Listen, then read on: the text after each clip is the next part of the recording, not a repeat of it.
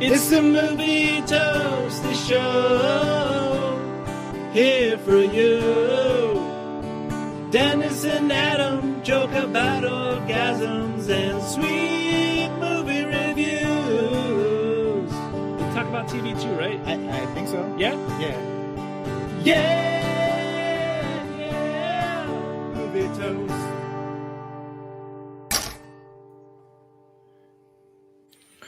Hey. Hey, what is Welcome to up, episode Adam? 183. What's going on, man? Shit, I can't believe it's 183.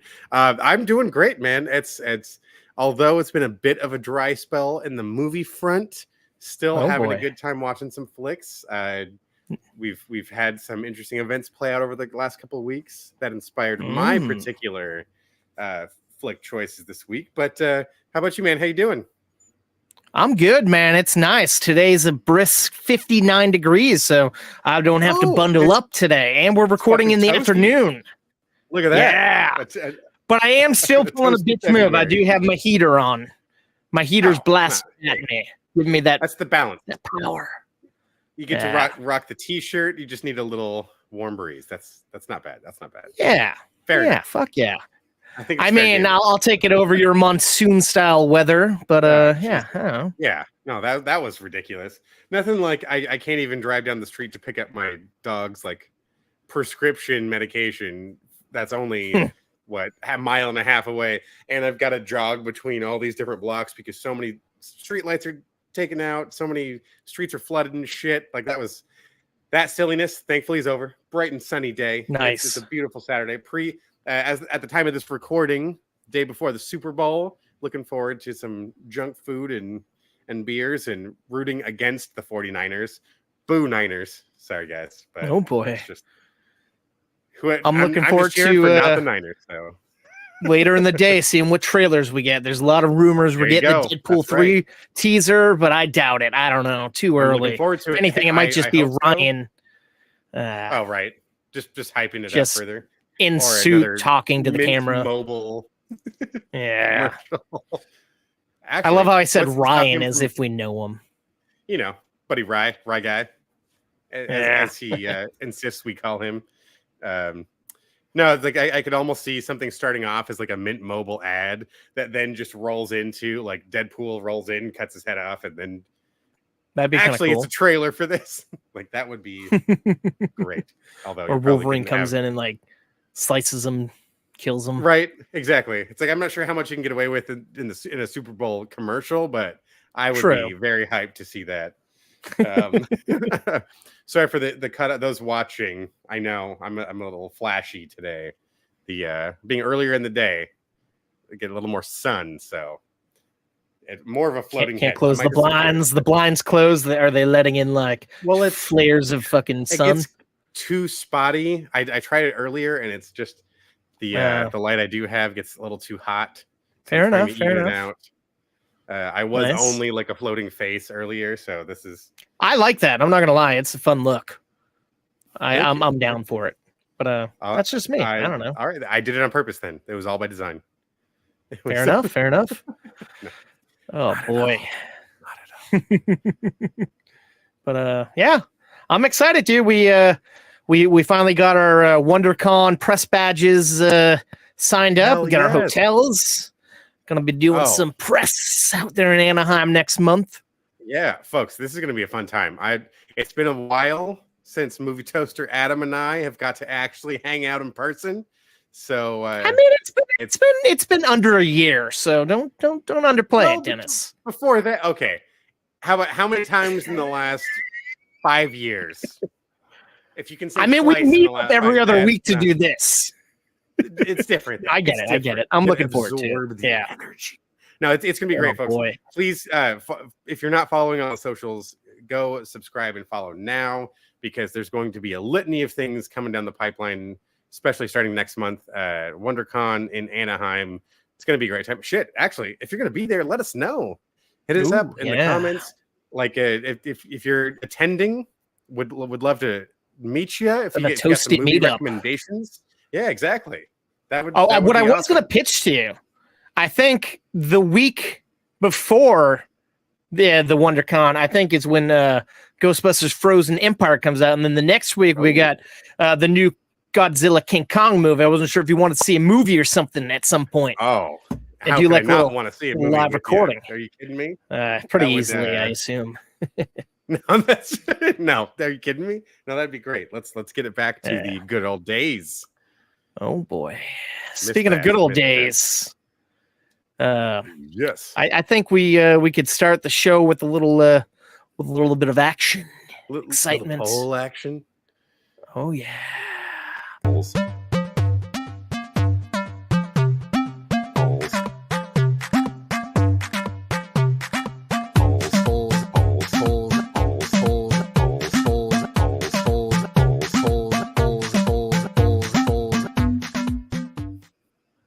I'm not gonna lie. I tried counting. I got 22, but I know I lost count because there's so many polls just coming in fast and furious. There, man, all over it's crazy. The place.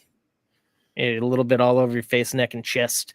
All right, so up first, they recently have given us the title of Beetlejuice 2, and it's Beetlejuice, because they don't want him to appear another time. You can't say his name again. So I wanted to know what the Toasties thought about the title out of the following choices. It's great, it sucks, it's okay, and who cares? I don't know. Now, what do you think? Do you like it? Is it shitty? What's going on in your head? Do you even care about the movie? Do we need it? First of all, between having the first film and the amazing cartoon that lived through the 90s, I don't really see a desire to want to see more. But I'm like, okay, if you're making it, I'll check it out. But do you think they're jumping on this bandwagon because they had fucking the Beetlejuice Broadway show? Do you think they're like, well, we got to do it before we do a Beetlejuice fucking musical movie? Let's get in the second movie. People want it. They're symptoms of the same cause, like the live action show and just our age group of the movie coming out when it did. We're hitting this age now. There's those who have their kids that like try to get to that nostalgia train. Let's re-release some stuff or make sequels to things you didn't even know you wanted fucking sequels for. And I think honestly that's really all it is. And to add fuel to the fire, we touched on this right before we started recording, but the title alone suggests, okay, you've already invested in a third one, right? If the first one's Beetlejuice, second one is Beetlejuice. We all know the fucking magic word is the third one in the series. I'm sure is what we're hoping for. Beetlejuice versus Batman. Yes, Tim Burton's back, baby. Read my mind. And then Predator pops up and Keaton on Keaton action. Yeah. And Keaton's playing who's Predator good, who's bad. But no, you're setting up the trilogy, I guess. But I don't know, man. All that tells me is just like, oh, so we're just banking on this money wagon, huh? Like, I'm a little concerned about the quality if we're already betting on a third movie.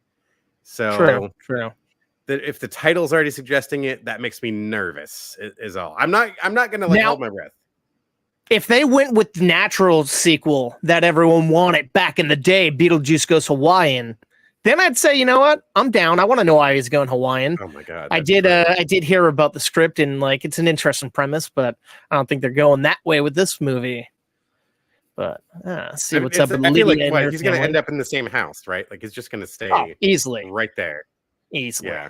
And I hear it's convoluted. Apparently, his wife has a fucking wife is now hunting him down, and he wants to like marry Lydia before his wife finds him. And it's like, what? If he has a wife, why does he want to marry Lydia? I don't know. And then you got fucking Wednesday Addams thrown in the mix. I don't know.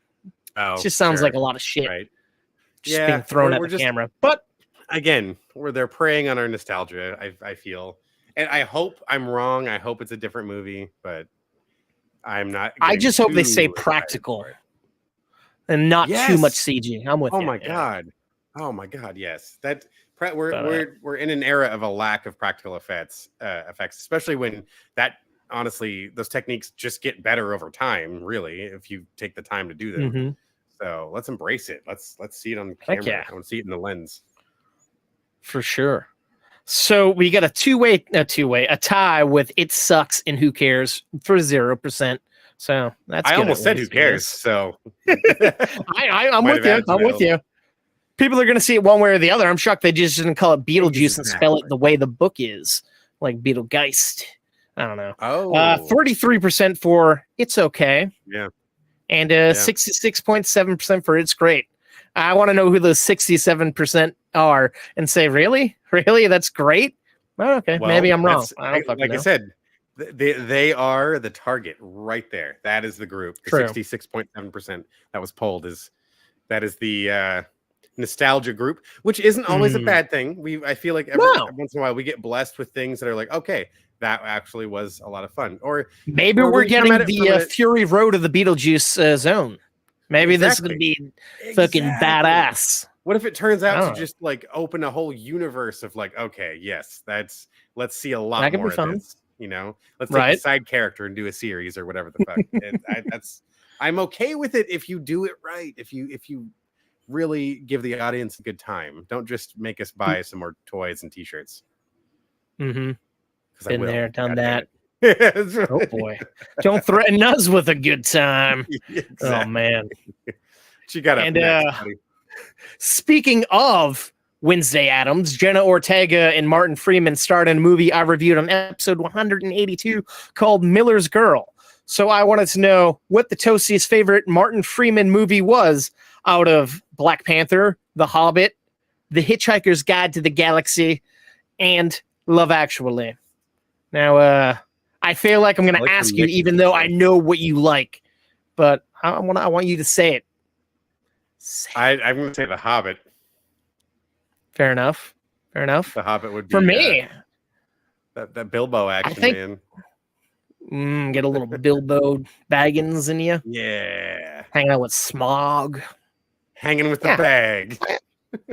What about you, though? I'd watch that.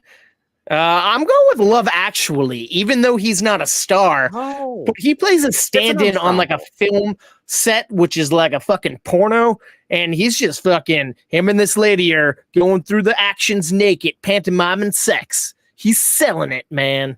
Jim from The Office, the Selling OG sex. Jim. I know his name's not Jim on The Office, but boy, was he going to town. I don't know. I just like that movie.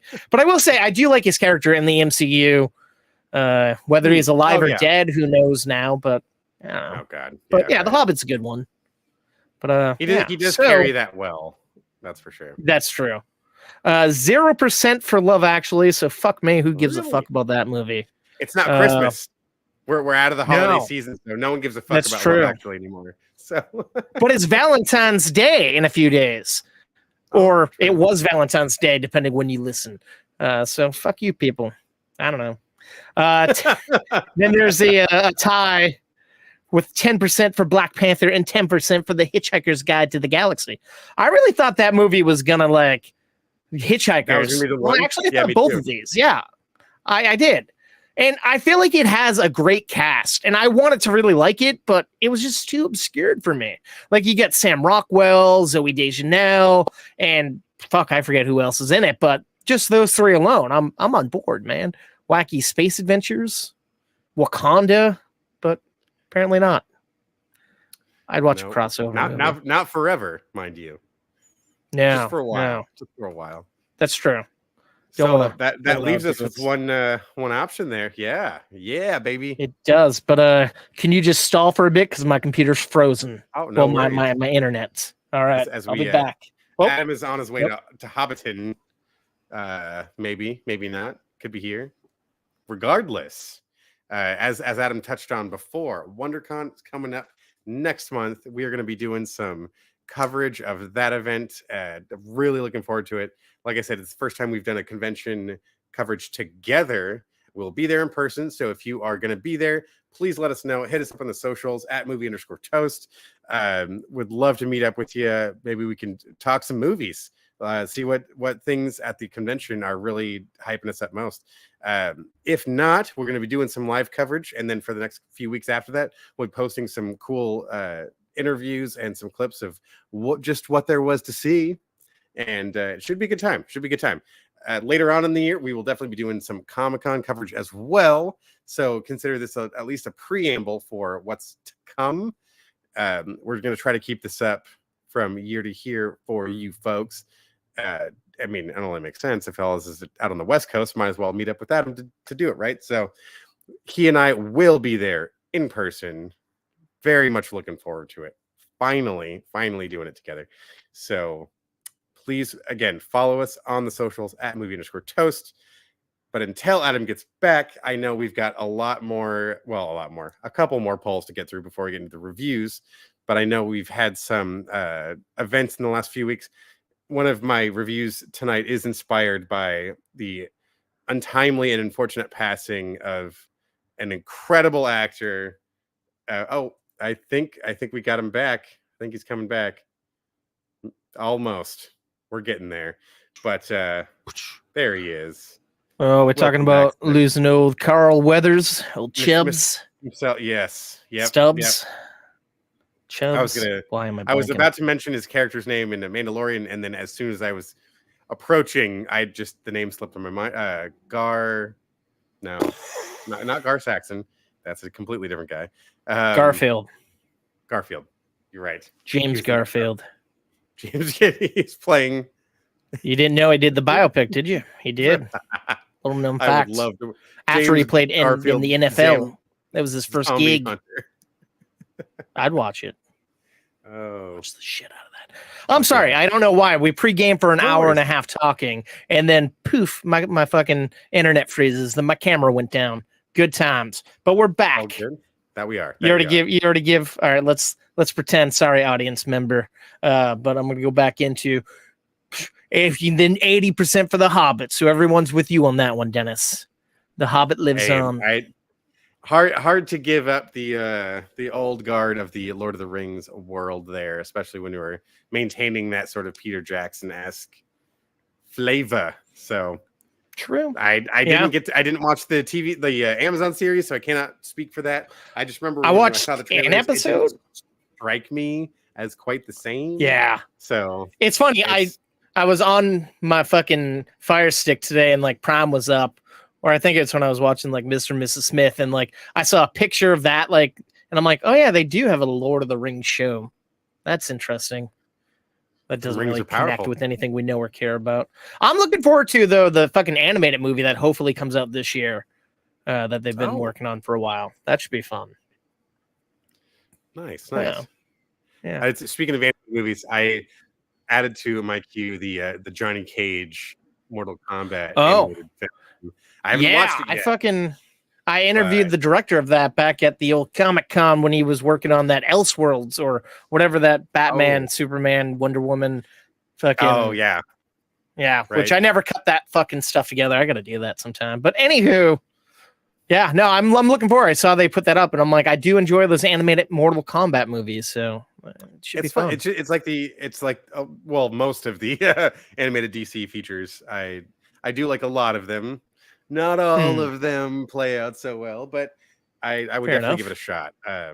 Especially, I love that Mortal Kombat universe. This should be a good time, especially it being very that 80s sort of vaporwave style. That's what's selling me on it. Fun. Yeah, that should be badass. Yeah. Did you watch the other ones? Not yet. I forgot. I want to say I did watch the first one, but I didn't see the second one. Yeah. Yeah, well, then that's what was funny. It's like I watched the trailers for the first two, and it's like they're basically the first and second game. Huh? That's it. Interesting. Just the story that makes sense. Like the original stories, which exactly right. It's like you're gonna introduce them at the same rates, get everyone familiar with the characters. I was excited to see that Stryker is in the second one. He's one of my favorite, like all human, no magical characters in the game. It's been so long. I fucking got the fucking last Mortal Kombat game for my birthday. I still gotta fucking play it, man. It looks badass. Oh shit. Oh yeah. Oh yeah. For sure. Oh dude. No, that's. I keep saying I'm gonna touch it. I'm gonna touch it, but I don't. But anywho, people aren't here to talk about Mortal Kombat with us. Want to get in some reviews? Let's do it, man. Let's crack it open. All right. You got the first one up. All right, let's do it.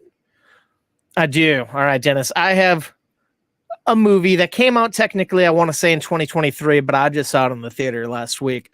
It's called The Zone of Interest. You know anything about this flick? No, but I am intrigued. All right. Let me tell you. A room of intrigue for the Zone of Interest? I saw the trailer for it and I was like, I'm seeing this fucking movie as soon as I can. And I did. Nice. And it's up for 5 Oscars. And I think Best Picture is one of them. So I'm like, all right, I'm down to check this out. So it's kind of like a slice of life movie set back in the day. You got this family. They're just living their best life. They have their dream house. They're hosting functions at their house. They're having parties out back in their yard. And everything's just top notch. Everything's going great. The dad's killing it at work. And he's up for promotion. But the issue is he's being transferred elsewhere. And the wife's like, I built my fucking dream home. I'm raising our kids here. I don't want to leave. And he's like, fine, I'll fucking transfer and we'll see if the company will let us continue to live here. And that's the big conflict there. But the tiny thing that makes this movie different is the dad pretty much oversees the murdering of some people in Auschwitz, and Auschwitz is right next door to their house. Jesus. Yeah, that's the fucking craziness. Oh, God. And we never once go to Auschwitz. We don't see it, but throughout the whole movie, you're hearing shit. Atrocities are happening. You're seeing puffs of smoke. You're seeing people respond to the smell of burning flesh, and it's just crazy because you're seeing a perspective that I don't know, I've never seen before. And like, you're just seeing how it's normal for these people. And I'm like, this is really fucked up and weird. And I get it's important to kind of know that shit happened. But for a movie that's just under 2 hours, and that's kind of your main plot, there's nothing going on. There's no beginning, middle, or end here. I'm not going to spoil what happens at the end. But the movie was just so tedious and fucked up. I was just like, oh God, like it felt like it was a 7-hour movie and it wasn't even 2 hours, but oh man, Jesus, I don't know. Yeah. Like I will say the set design, top notch, the fucking wardrobe, great. Acting's pretty good. I was shocked to find out that I'm like, where do I know the woman that plays the wife? Oh, she was in that movie Anatomy of a Fall that I reviewed a couple of episodes ago. I'm like, damn, kind of interesting. She's in some big movies this year, but nice. Like everything was going good for this movie, but it's just like the subject matter, not really for me. And I think this was made by a German director, I think, and writer. I could be wrong, but it was just crazy, man. And I will say it was very digital. I thought maybe this will look a little bit more fucking like film like now. And then it was like, I don't know if it was the screen I saw it on, but everything looked washed out. Like it was over bright, over saturated colors. And I just did not care about the characters. I didn't care about the plot, but I understand why people might want to see the movie. It looked literally the trailer. It's an A24 movie. So that kind of sets you up for the style that you're in for. Even the poster right here kind of is giving me like Parasite vibes. I was kind of thinking maybe that sort of very filmic aspect ratio most of the time or something, but that's not true. Sadly not. Like, man. This poster looks badass, man. That's what I was intrigued by. But the trailer made it look like it was a horror movie, and they had some eerie fucking music and visuals, and I'm like, oh, shit's gonna go down. Entirely wrong. I mean, it is a horror movie, but right. It just wasn't the horror movie that I wanted. Yeah, not the one that sold you on, right?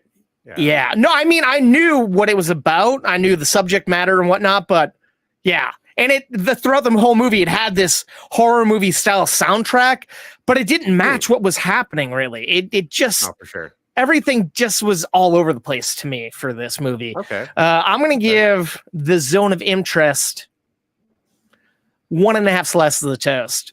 Wow. If you want to see something different, this is different. It's a fresh perspective on this material, and it's something that I never thought I would see, but I wouldn't run out to theaters to see it. I'd wait till it's on streaming. I don't know. Just not for me. Yeah. Could be for you guys. But Okay. Yeah. Good to know. Yeah. Good to know. But I love how I did not fucking I didn't put up the fucking scroll for that one. But anywho, another movie that's up for an Oscar, I think 2 Oscars. I have Past Lives. So this movie has been out since 2023. I think it's also up for best motion picture at the Oscars this year. And I remember seeing the poster for it a lot. I never watched the trailer because I don't really watch trailers. I'm like, this movie just looks boring from the trailer, from the poster. And I didn't see it when it was out. I could have watched it on the plane when I went to fucking Bangkok. I'm like, I don't want to watch that. It sounds boring. And then they kept re-releasing it. And I'm like, fuck it. I'll watch the trailer. It's being re-released. It's up for Oscars. I'll check it out. So it's about a woman who migrated from Korea to America when she was very young. But right before she left, she kind of started kind of a little relationship with a young man, with a boy. And they had a really good chemistry as kids, but then they were separated. And then I think 13 years later, we jump forward, and she's talking to her mom about something. She's like, who was that boy that I had a crush on back in the day? And we went on that one date. I'm going to look him up on Facebook. And then she saw that he was looking for her, and they kind of start this relationship where after 13 years, they pick right back up over Skype. And it's cool because most times in movies, they make it look like Skype is like amazing video quality, but no, it looks bad and gritty, like when we're seeing their screen. Yes, which I loved. And just even seeing these two on different hours, like one's waking up and the other's just about to go to bed, but they have this great chemistry that keeps them coming back for more. And they realize they're not really going to be able to cross paths and travel to one another. So they kind of sever tides.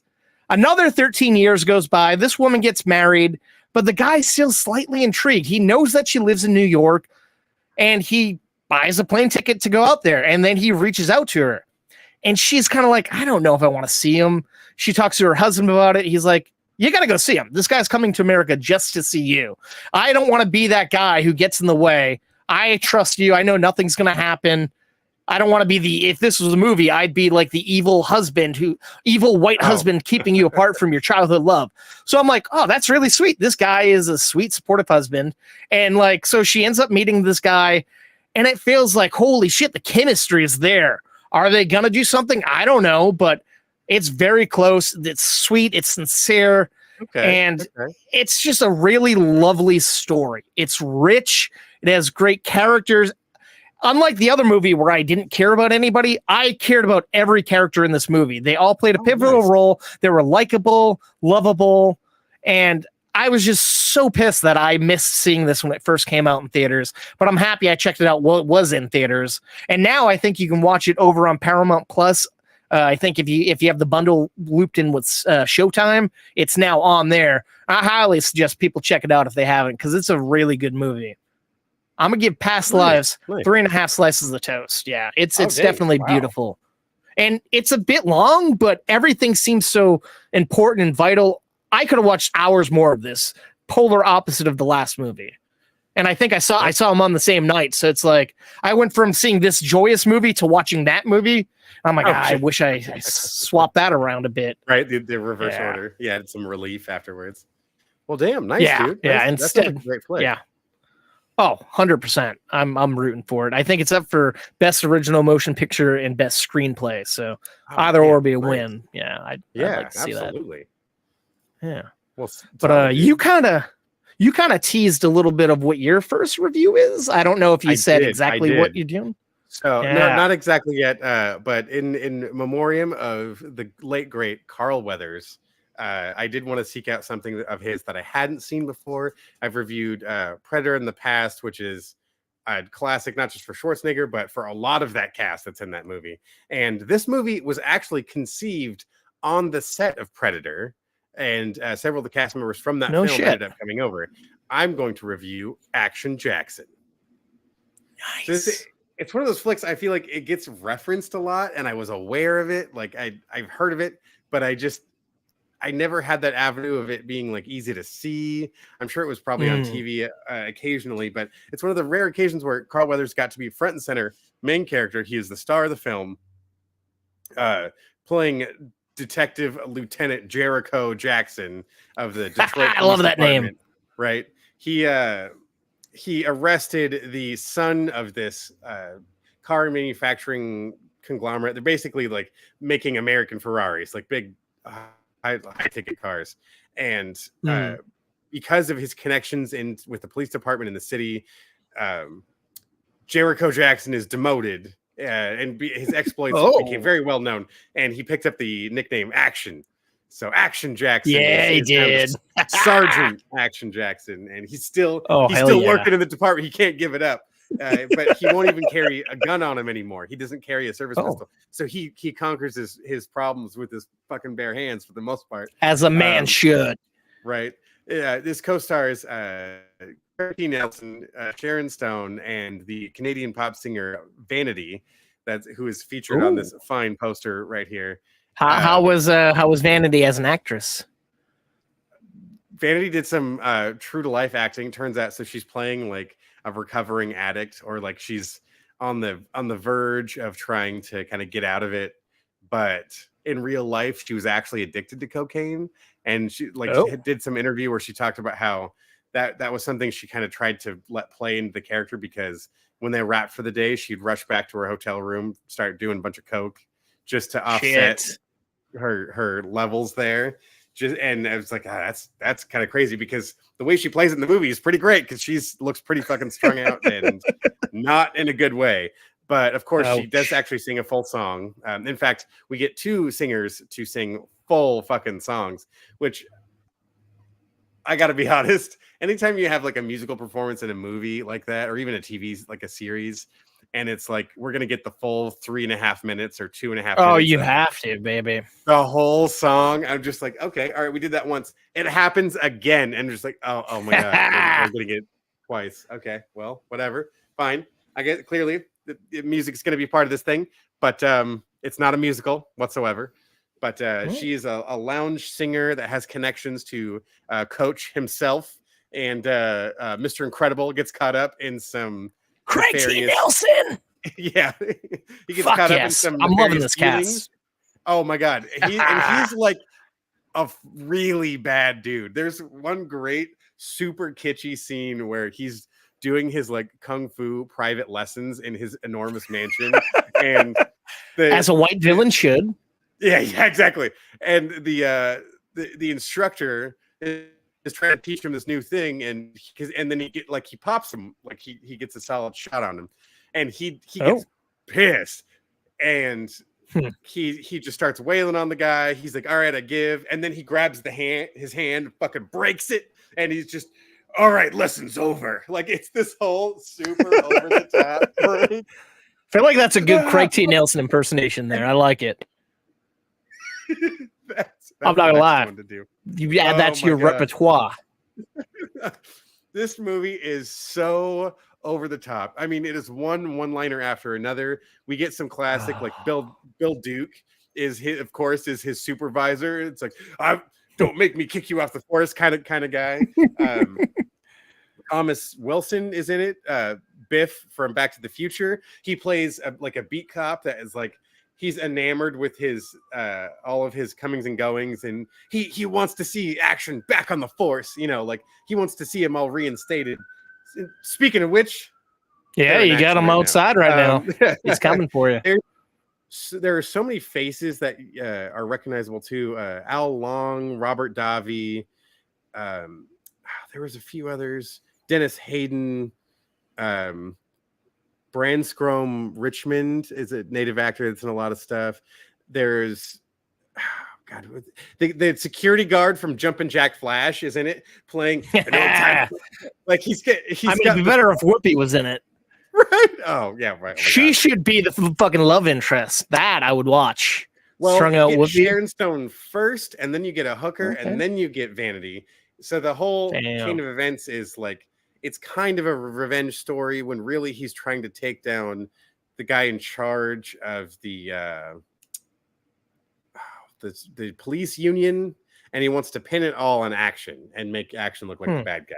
So he's trying to clear his name. The last bit of evidence that he could possibly pull together, it all relies on the shoulders of Sydney here, played by Vanity. And he's got to keep her safe until the last moment. I mean, we see literally cars driving through mansions. He's shooting grenade launchers. They've got car factory blow torches they're going to torture him with. It's that's so badass. over the top. It is ridiculous. I had a lot of fun watching it, but goddamn if this isn't one of the cheesiest 80s action movies I've ever seen. It was released in 88 and it is like 90 some minutes long. If you just enjoy the tone, this was made as being a fan of blaxploitation. This movie is made for fans of blaxploitation films. This isn't when it's in itself, but it has those tones and it addresses those notes that you'd expect to see from something like this. And I had fun watching it. It's a little rough to get through. Is there a butt coming? Oh. It's there, like for 90 minutes, it feels a little longer than that. Like I said, you get a few scenes that kind of start to drag a little bit because we got to give them a few more lines or we got to finish the whole song. And I wanted to just fall in love with it. It isn't quite Die Hard. It isn't quite Predator, but goddamn, I am very glad I saw the movie. I feel very fortunate to at least have. I'm glad I spent the $4 to watch this thing and rent it over on Amazon Prime because it was a lot of fun to watch. It's not the greatest thing Carl Weathers is in, but we are blessed with Action Jackson. If you haven't seen it and you are a fan of like the 80s over the top high concept action films, you definitely got to check it out. I'm going to give it 2.5 slices. It is still a lot of fun though. Like if you're like me and you love those style of movies, please go check it out. Adam, I honestly think you would really have a lot of when you fucking told me you watched it, I was jealous. I've always wanted to watch Action Jackson. I can't even say it, man. Action Jackson. Oh man. Like, and just the poster alone, it's like, god damn it. I'm excited. Yeah, I really recommend you checking out at least rent it and watch it at home. It is a good time. I'm kind of surprised there's not like a sequel.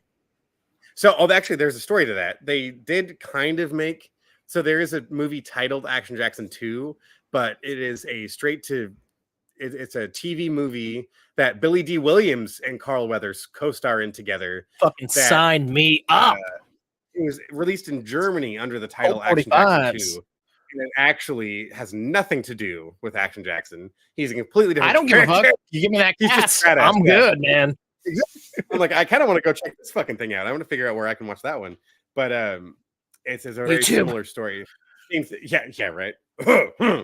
Pirate Bay, probably. I would guess. We do not encourage that behavior on this podcast. But I bet you could probably rent it on YouTube. Is what I was saying, Dennis. Don't get me wrong. For sure. Oh yeah, I'm not an asshole. You pay money. Yeah. You gotta. But yes, very fun time for those who enjoy this genre. It might be rough if you're expecting a really high bar. One thing I think you'll notice though is just how often they shot scenes in LA versus scenes in Detroit. And that was kind of funny. Where I'd just be looking at the screen like, wait a minute. This is downtown. No, this is Hollywood.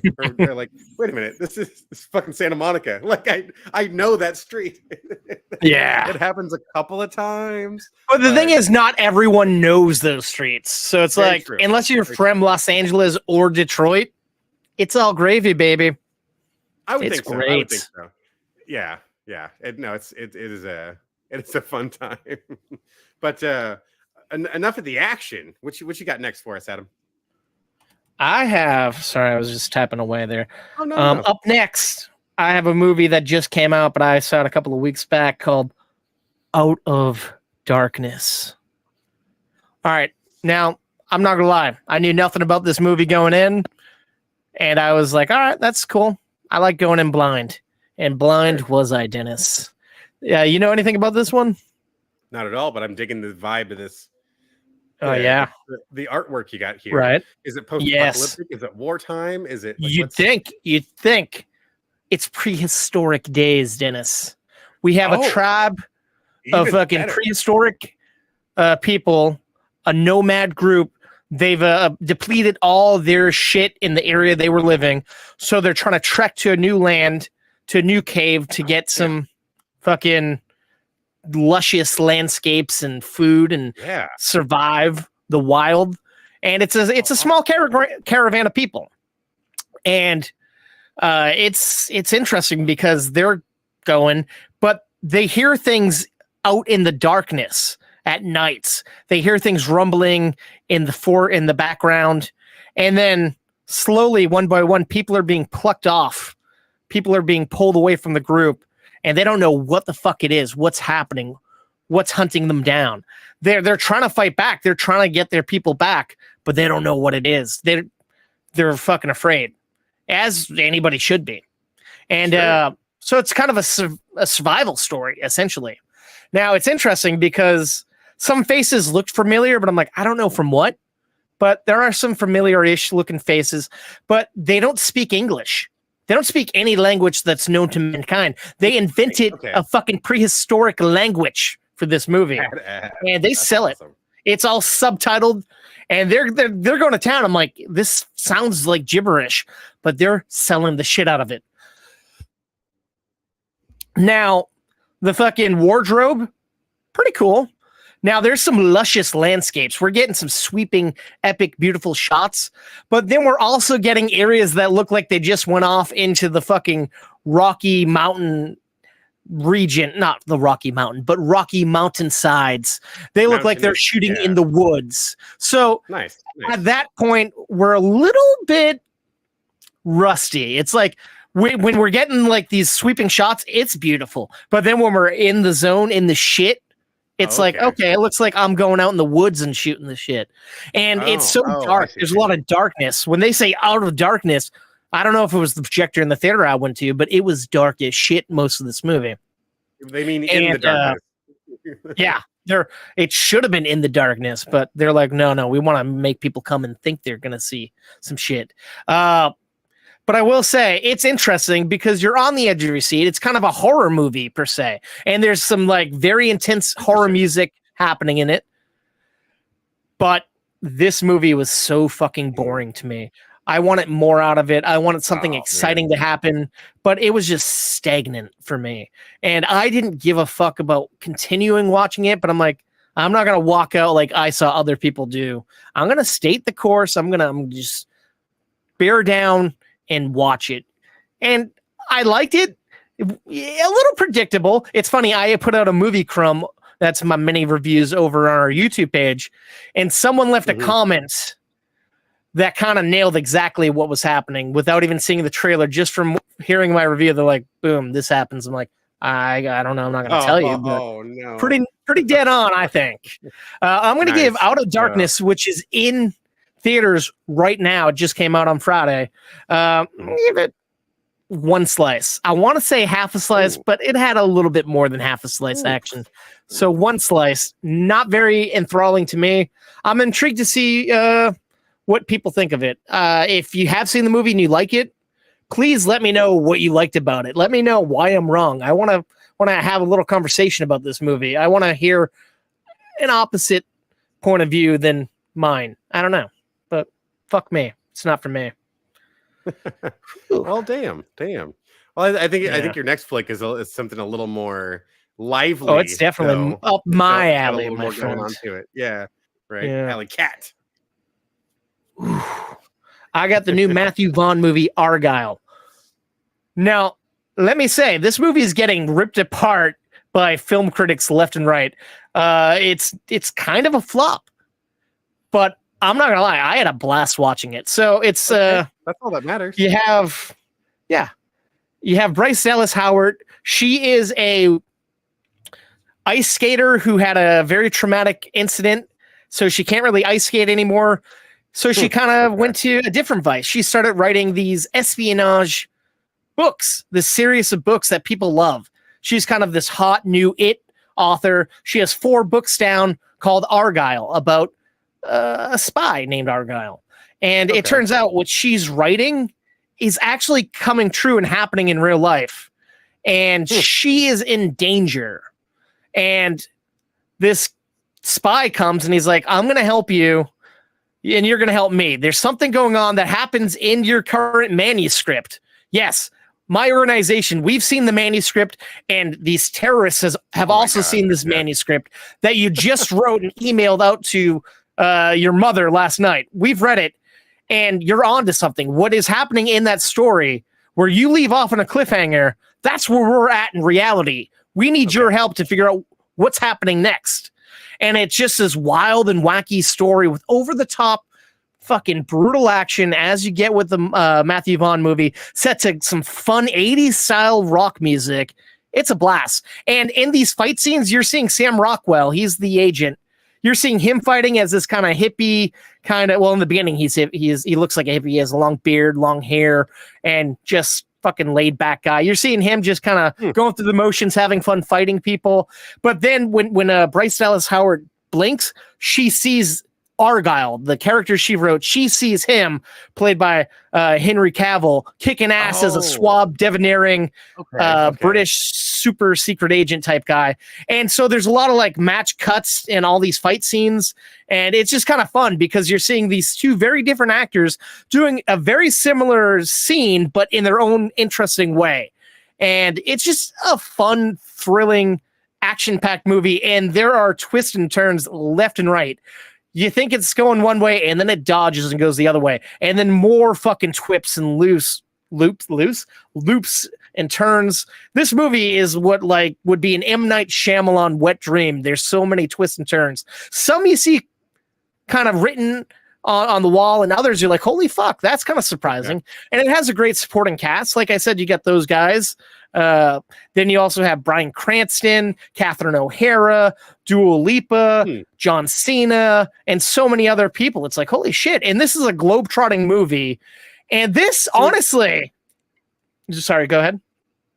Well, it's as you're describing it, I'm like, now I never saw it, but the Sandra Bullock film, you're kind of The Lost City, reminding me, a little bit. The book being written brought to life sort of story, but this isn't and a like lot that. of no, a lot different. And a lot of people are kind of referencing, saying they're getting strong vibes of like Romancing the Stone, which I haven't seen in years, and I forgot. Oh my God, I haven't seen that in years. Yeah, even Matthew Vaughn said, I got inspiration when I was watching that during COVID with my daughters, and they want to see me do a movie like that, so he wrote this and made it.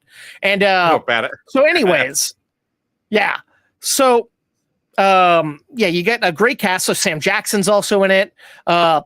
So this is a globe-trotting movie, kind of heisty stuff happening in here and there. It's kind of like what Netflix has been trying to do with all these heist movies that we've seen and just obliterate it with reviews.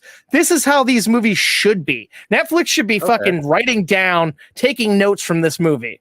And I will say there is some CG in now and again that sucks. Like, and you have a CG cat. I don't know why the cat needs to be CG sometimes. And it's weird because the movie ends, it comes to like a conclusion, and you're like, all right, everything's wrapped up. And then they throw a wrench in there at the very end, and it's like, maybe we don't know exactly what we thought we knew. And then there's a mid-credit scene that's kind of mind-blowing and interesting and just unique. And it's funny because apparently there is an Argylle book series that just came out, or not series, book that just came out right before this, which is supposed to be the book that this writer in the movie wrote. And it's nothing like what we see in the movie. And now Matthew Vaughn wants to make that into a movie. And it's like, okay, you're maybe jumping the horse here a little bit. And then he wants to try to connect this to the Kingsman movies. It's like, I don't know what you're doing here, but you got a master plan that I'm intrigued by. Right. But you're really, really shooting yourself in the foot because this movie isn't really getting great reviews. And it's interesting. I listened to another podcast recently where the two hosts were talking about wanting to see it, but not sure if it's in theaters or if it's streaming, because this is an Apple original movie, but it's like kind of where they've been with like Napoleon and Killers of the Flower Moon. It's in theaters now, and it will eventually end up on Apple TV Plus. Right. But I had a blast watching this movie, and I don't know if it's for everyone, but it's definitely for me. If you like Kick-Ass, if you like fucking The Kingsman, this is in that vein, and it's fun and interesting and unique to me. I'm going to give Argylle 3 slices of toast. And also, if you don't like it, tell me why you didn't like it. Let's have a conversation about it. I don't know. But absolutely. I feel like I've talked a little bit too long, Dennis. I do apologize. You're good. I think you get a review next, right? I got another, not quite as far of a throwback, but this does go back a little ways. 1997's Fools Rush In. That's right. The Selma Hayek, Matthew Perry classic. It is a romantic comedy that kind of, I think, in a way, sort of bends the rules of the conventions of what you'd expect, especially a late 90s like romantic comedy to sort of do, in that you have these two attractive young people both kind of living their lives, cross paths in Las Vegas one night, where they decide to, in the midst of getting wasted, decide to get drunk. They have sex. She gets pregnant, and at first they start to part ways, and then once she finds out what's happened, she comes to let him know, rocks his world, and it's like, all right, what are we doing? Like, are we gonna? Or they're about to? Yeah, they're going to go through all this. She's like, I could just raise this kid on my own, but I'm like seeing this through. You can be as involved as you want. And he's like, well, I'm all in. Let's do this. She moves into his house. He's this successful. He's working for this architectural company, designing this enormous club in Vegas, and he's got to meet these deadlines. Where at the same time, he's falling in love with this woman, and they're both exposing themselves to different aspects of life that they aren't familiar with.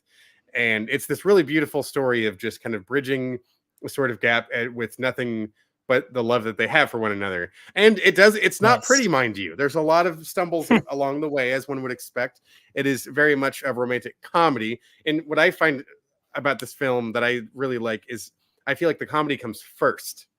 The romance is still there, but this movie is still very funny. Like, I mean, I've seen it before in the past. And if it happened to be here on Movie Toast, folks, please forgive me. But I will say this last experience I had with it, it was really good. And, with the unfortunate passing of Matthew Perry, we don't have that many films with him starring in a role like this. And this was great. I honestly, I kind of wonder what it would have been like if he did kind of go down this route for a little longer. Obviously, this is peak Friends era, so we're not turning down, what was it, $10 million a week or whatever the hell they were making on that show. That, like, well, yeah, you're gonna keep making that show. Keep the bank open. But these two do such a great job. All of the cast that plays their parents, their chemistry is hilarious.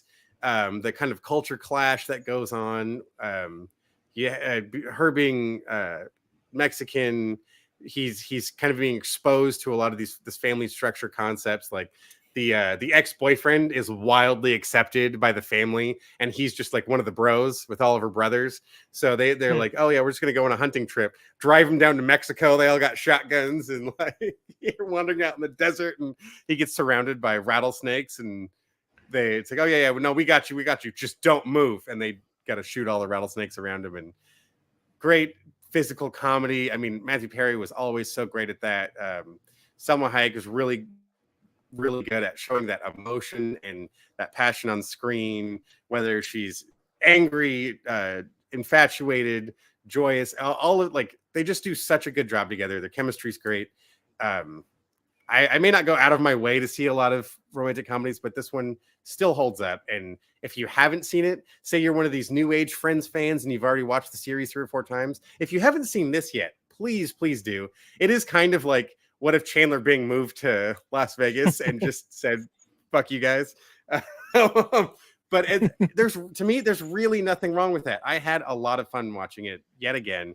Fools Rush In. I watched this personally on Pluto. I know that can be rough for some folks with the commercial breaks, but to be honest, I don't even remember it. It went by great. It is bad. But I know that's a jab at me, you son of a bitch.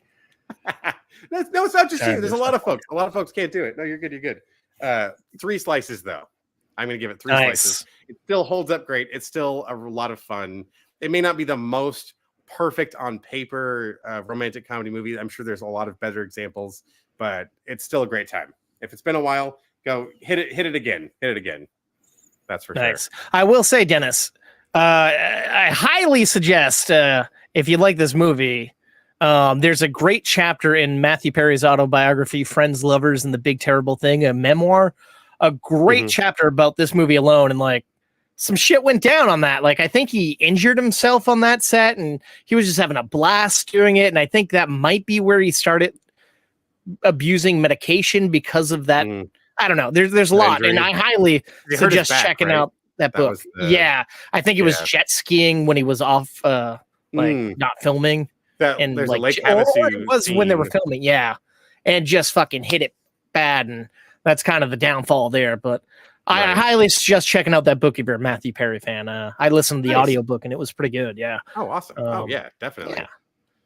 Well, I definitely want to check that one out again. It's been a while, but it's Pluto it. Good to throw back in the rotation once in a while. Yeah, I'd say keep an eye out for it when it comes back up into the, or it's $3.99 for rent on Amazon Prime. It's a good Valentine's Day movie, huh?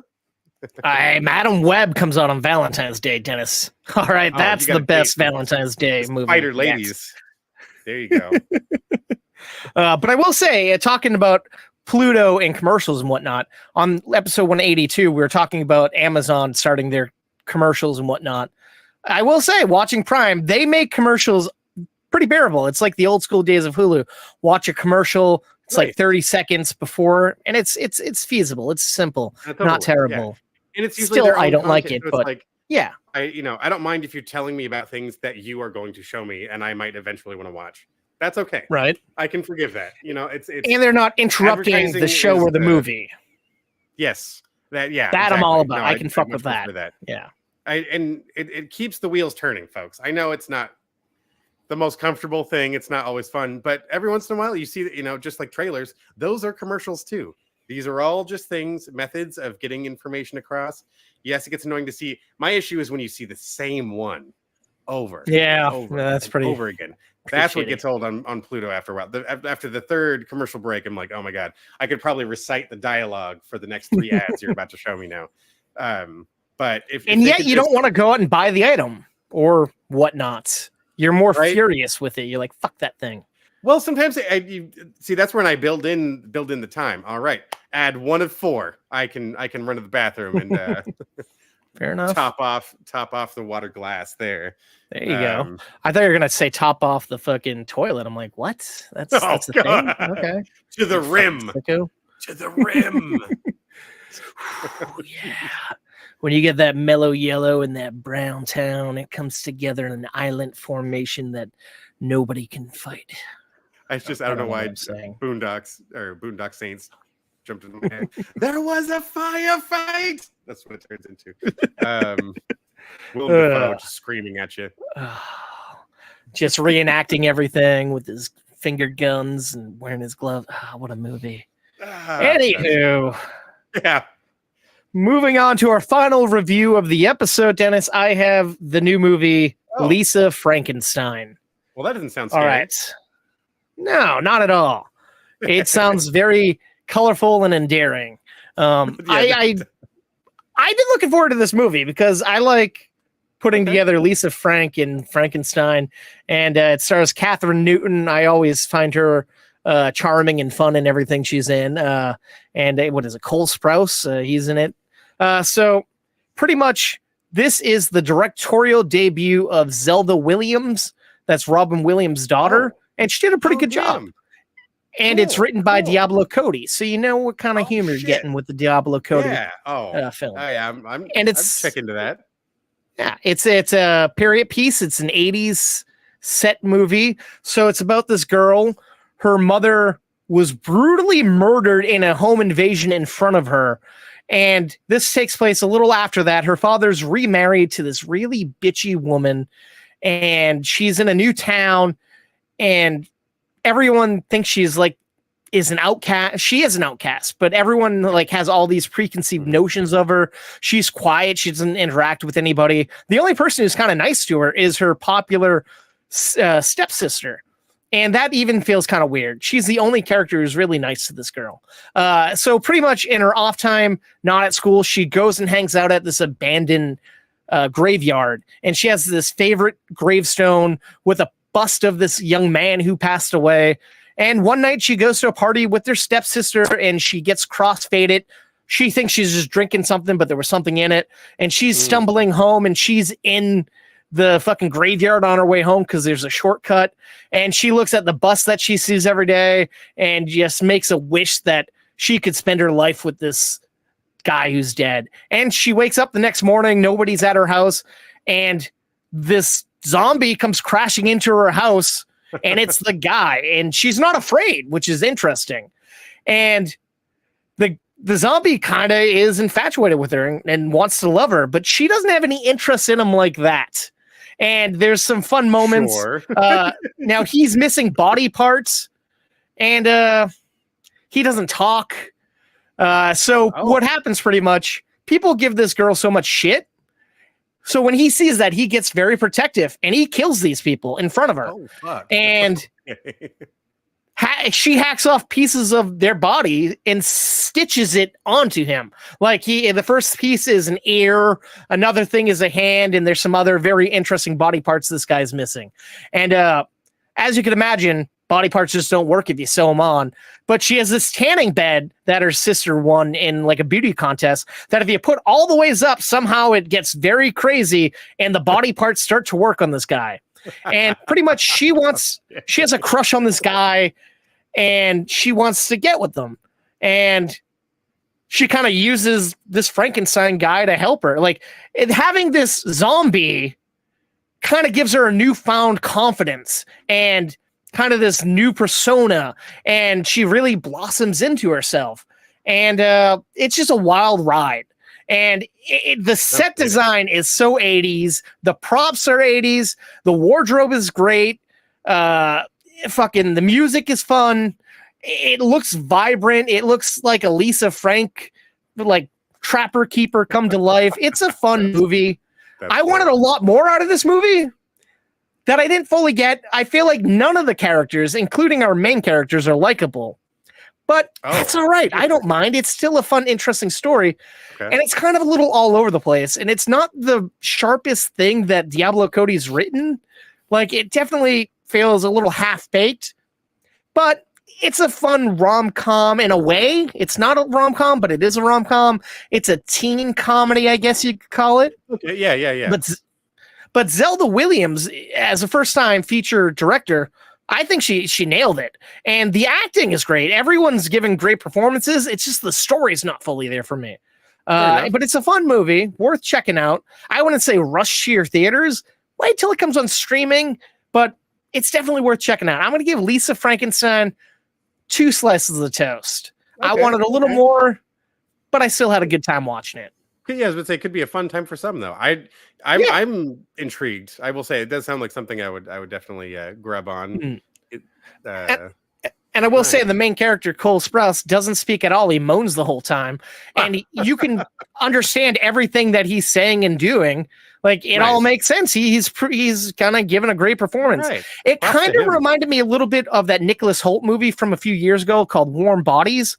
But that movie was definitely more fleshed out. And that was more of a post-apocalyptic movie, not set in the 80s. But I like that one a little bit more. But this is definitely a fun teen romp. I don't know what else to say about it. No, that's cool. Definitely worth seeing. I don't regret it, but I want it more. And I will say, like Matthew Vaughn, Diablo Cody wants to write a new fucking Jennifer's Body to kind of live in this universe. And I'm like, come on, man. Just make a sequel. Let it live on its own. One movie was fine, but don't make remake the low it in shoulder the 80s. Biopic. Don't make the fucking whatever else you want to branch off with. Mm-hmm. But I would be intrigued to see another Jennifer Bodies-esque movie, but do we need a sequel or a prequel? Nah. Give me the tone. Don't give me like the whole exact world we were in before. What was it? There was another one. I feel like there was one other one she did that was like reminiscent of that, but it wasn't. Damn it. I'm thinking Juno. I'm thinking Young Adult? No. Totally different movie, Young Adult, but great movie. Something wildly different. No, okay. Maybe I'm assuming something. She was the original writer of what was going to be the Amy Schumer Barbie movie, but that took some turns. Oh yeah, that's right. Yeah, right. Yeah. Interesting. Okay. Yeah. Well, no, that sounds like a fun time though. That sounds like something definitely was. Could sit down on for sure. Well, cool, dude. Yeah. Well, folks, I hope there's a flick or a title in there that sparked your interest. Maybe you've already seen everything that we talked about. Let us know what you thought of those movies. Up in all of these fine social media handles, please hit us up on either the Facebook, Twitter, Instagram, TikTok, maybe YouTube, where you're probably watching this right now. All at movie_toast. If you don't want to do any of that, like we said before, we are hitting WonderCon here within about a month now. It's coming up quick. If you're going to be there, would love to chat with you. Maybe we get compare notes on some movies. If not, let us know what you're looking forward to. I know that those details are slowly creeping out, but if you already got that one thing, what's that thing you would love to see some coverage of? Let us know, and we'll try to check it out for you. Try to shoot some B-roll. Try to get some interviews for you. Man, that's right. Oh, yeah. I don't know. But you don't want to do any of that. Maybe head over to Apple Podcasts or wherever you listen to your podcast, listen, whatever you do, your choice. If you can leave a review, let us know what works, what doesn't work, what you like, what you hate, what you want to see. Let us know. We want this show to be better for you. We know it can be better, and we want it to be better. But we can't be better if we don't know what works and what doesn't work and what the audience wants. That's right. That's right. Yeah. Well, folks, but you've done all that. You got the fires crackling. The roses are laid out in their beautiful bouquet. We're just sitting back on our bearskin rug, just asking you to please stay toasty. Happy Valentine's Day.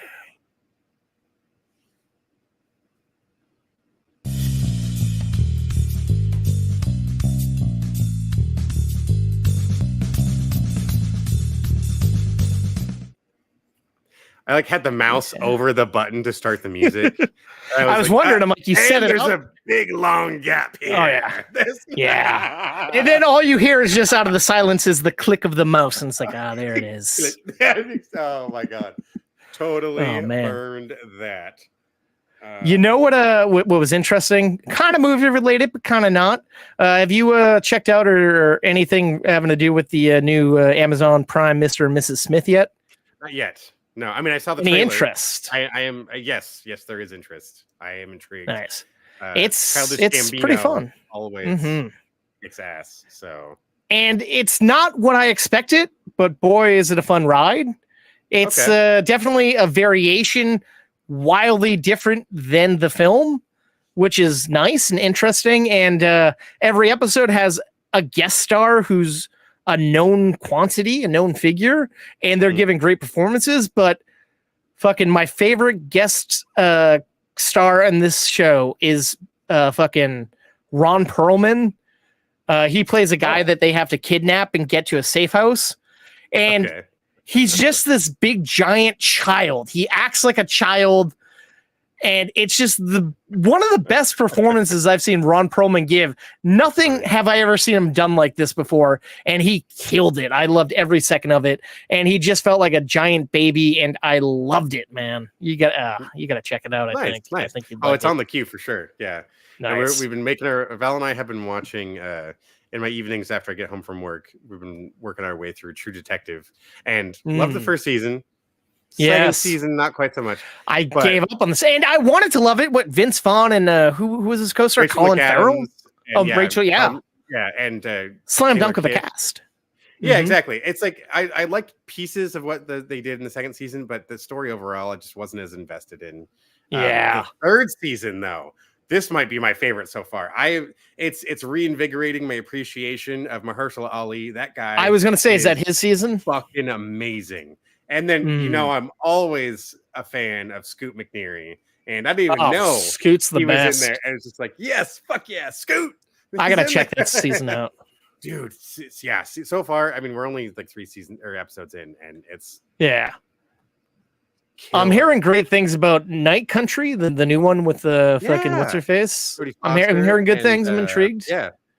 I've already had like the crossover get spoiled, which I'm kind of like, well, it makes sense after watching this first season. It's like, well, yeah, you've already mentioned a certain character has lived in this, literally in this place, so that's really not that big a surprise. But we're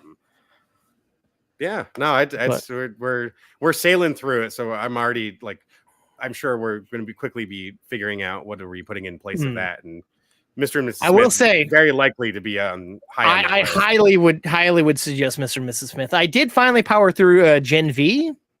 Good, but not boys. The boys good. Right. But I will say another show that we've been.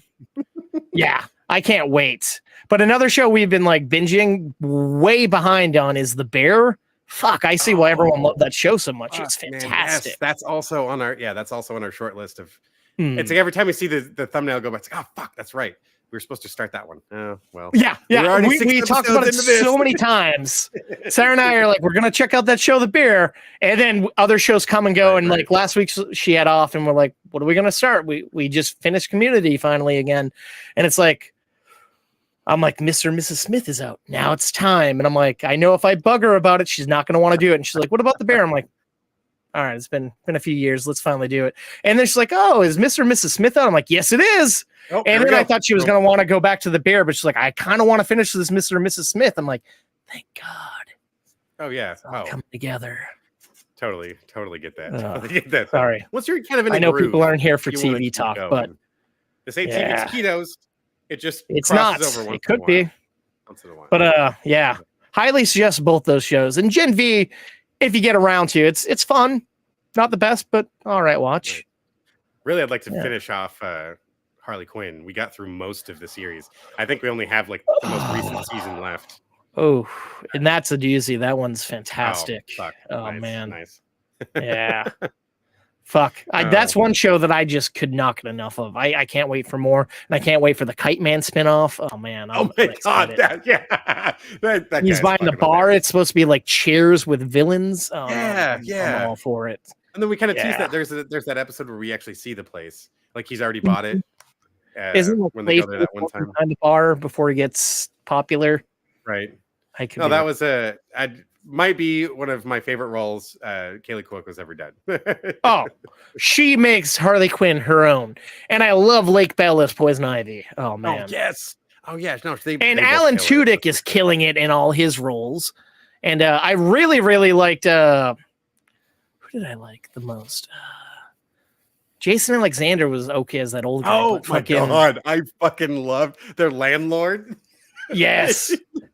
King Shark is Ron Funches. Oh my god, fantastic. I never get sick of that guy for sure. Yeah. Like I gotta get back to the Comedy Store, man. I want to see if I can catch him again. Oh yeah. 100%. But fucking that whole crew, fantastic cast. Oh yeah. And just the story evolves so much over time and fantastic and new and invigorating ways. That's for sure. Gotta love it. I don't know. I'm sorry. I'm keeping you too long. Well, folks, thanks for joining us. If you're still sticking around, enjoy the lovely holiday. And until next time, please stay toasty.